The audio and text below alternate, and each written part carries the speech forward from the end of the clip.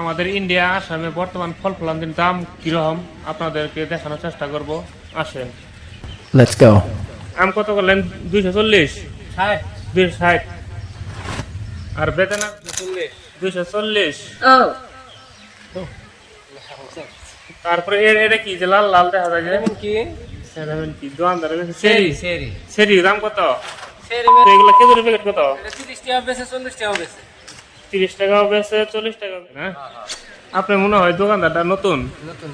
তারপরে এই যে খেজুর আরো আছে, অনেক খেজুর আছে, এটা 70 টাকা 80 টাকা প্যাকেট বিক্রি করা হয় খেজুর।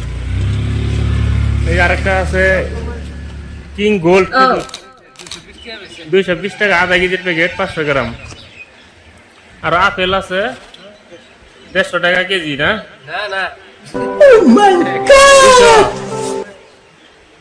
200 টাকা কেজি হলো আপেল।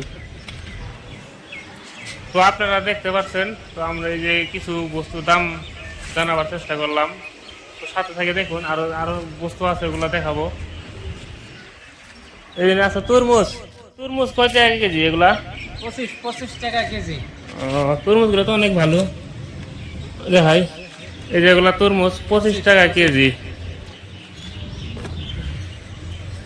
দেখা অনেক সুন্দর। তো বেচা কিনি কিরকম হয় দিন? কাম নাই, বেচা কিনে মানুষ নাই, মানুষ নাই।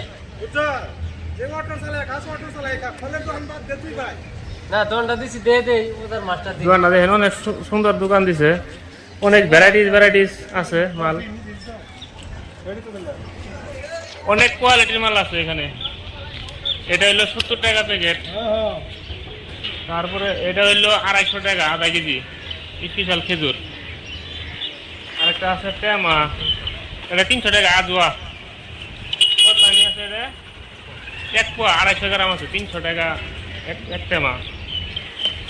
আর এই যে এটা আছে কিশমিশ, 180 টাকা প্যাকেট আধা কেজি, 500 গ্রাম না?